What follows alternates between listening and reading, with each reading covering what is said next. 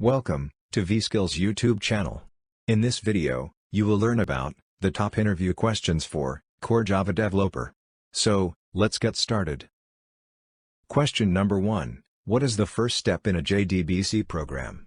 The answer is, the first step in a JDBC program establishes the connection between Java and SQL using JDBC driver classes. Question number 2. How many panels are visible when card layout is applied? The answer is, only one panel is visible when card layout is applied. Question number 3. What do you understand by encapsulation in Java? The answer is, encapsulation can be defined as a mechanism where we can bind our data variables and code methods together as a single unit, such that the data is hidden from the outer world and can be accessed only via current class methods. Encapsulation helps in protecting the data from any unnecessary modification. We can achieve encapsulation in Java in the following ways. 1. Declaring the variables of a class as private. 2. Providing public setter and getter methods to modify and view the values of the variables.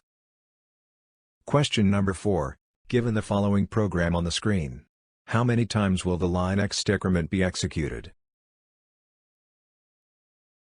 The answer is, the output would be more than 10 times. Question number 5. Given the following program on the screen, then what will be the output? The answer is, the output would be 5,6.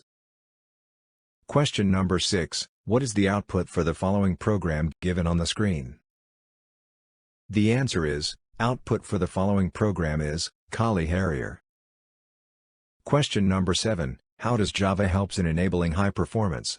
The answer is, Java helps in enabling high performance by using just-in-time JIT Compiler. JIT Compiler is used to convert the instructions into bytecodes. Question number 8. What do you understand by local variable and instance variable? The answer is, local variables refers to those variables that are defined in the method and scope of the variables that have existed inside the method itself. Whereas on the other hand, an instance variable is defined inside the class and outside the method and scope of the variables exists throughout the class. Question number 9. What do you understand by overloading? The answer is, the process of overloading occurs for different classes or within the same class. In order to implement method overloading, subclass methods should satisfy some conditions with a superclass method, or methods in the same class itself like 1. Must have same method name. 2. Must have different argument type. 3. May have different return types. Question number 10. Why is Java said to be platform independent? The answer is, Java is said to be platform independent due to its bytecodes that can run on any system irrespective of its underlying operating system. Question number 11. Why is Java not considered as 100% object-oriented? The answer is, Java is said to be not 100% object-oriented since it makes use of 8 primitive data types like boolean, byte, char, int, float, double, long, short, which are not considered as objects. Question number 12. What do you understand by wrapper classes? The answer is, wrapper classes are used to convert the Java primitives into the reference types, objects, such that every primitive data type has a class defined to it. These are referred as wrapper classes since they wrap the primitive data type into an object of that class. Question number 13. Give reason for not using pointers in Java? The answer is, Java does not prefer to use pointers since they are considered as unsafe and increases the complexity of the program. From the beginning, Java has been known for its simplicity of code, therefore adding the concept of pointers will be contradicting. Also, Java Virtual Machine (JVM) is responsible for implicit memory allocation, therefore in order to avoid direct access to memory by the user, pointers are not suggested in Java. Question number 14. Explain JIT Compiler in Java. The answer is, JIT is abbreviated for Just-in-Time Compiler in Java. JIT Compiler is a program that helps in converting the Java bytecode into instructions that are sent directly to the processor. The JIT Compiler is enabled by default in Java and activated whenever a Java method is invoked. JIT Compiler then compiles the bytecode of the invoked method into native machine code, compiling it just in time to execute. Therefore, when the method has been compiled, the JVM summons the compiled code of that method directly rather than interpreting it. That is the reason why it is considered responsible for the performance optimization of Java applications at the runtime. Question number 15. Define access modifiers in Java. The answer is, access modifiers are special keywords in Java that are used to restrict the access of a class, constructor, data member and method in another class.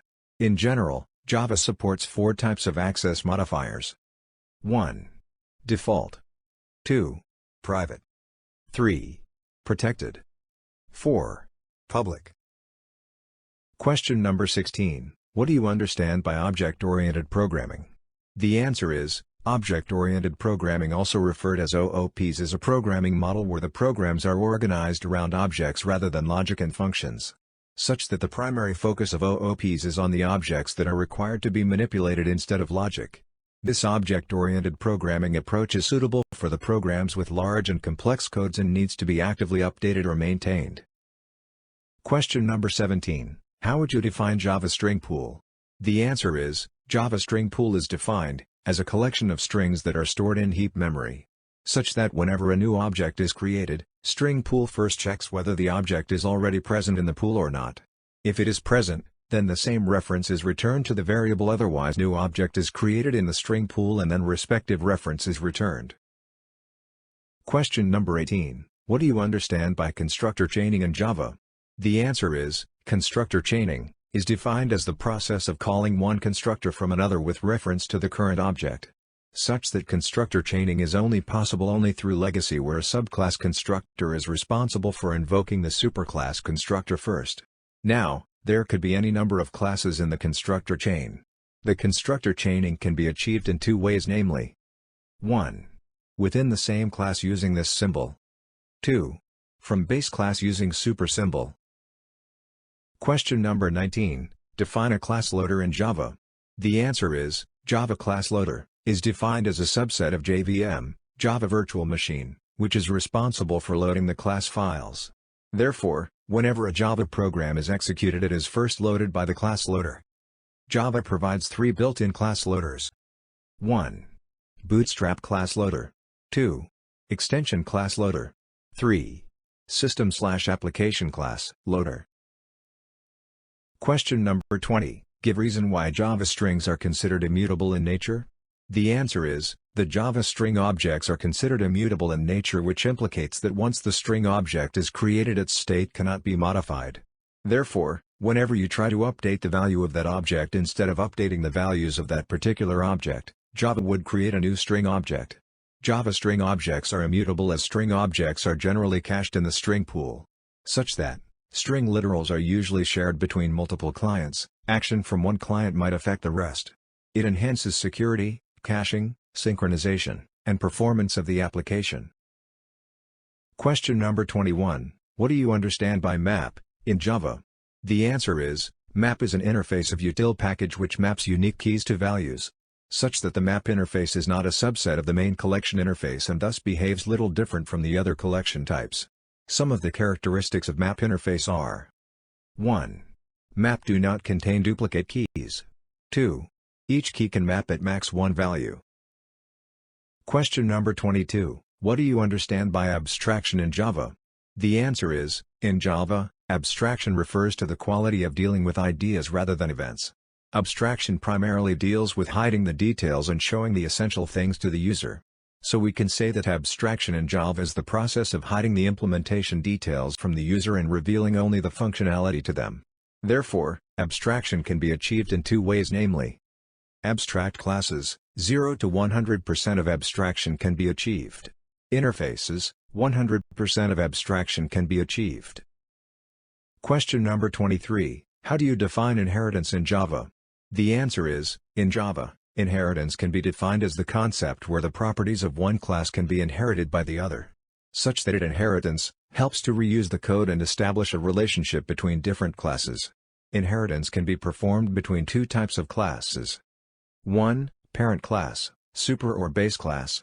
2. Child class, subclass or derived class. Any class that inherits the properties is referred as child class, whereas a class whose properties are inherited is referred as parent class. Question number 24. How can we override a private or static method in Java? The answer is, we cannot override a private or static method in Java. But in case we create a similar method with the same return then type and same method arguments in child class, then it will hide the superclass method. This process is referred as hiding. Also, we cannot override a private method in subclass since it is not accessible there. For this, we can create another private method with the same name in the child class. Question number 25. How do you define multiple inheritance whether it is supported by Java? The answer is, this is the case when a child class inherits the property from multiple classes, then it is referred as multiple inheritance. We must note that Java does not allow to extend multiple classes. Such that the problem with multiple inheritance is that if multiple parent classes have the same method name, such that at runtime it becomes all the more difficult for the compiler to decide which method to execute from the child class. Hence, Java does not support multiple inheritance. This is commonly referred to as diamond problem. For more such videos, subscribe to our channel.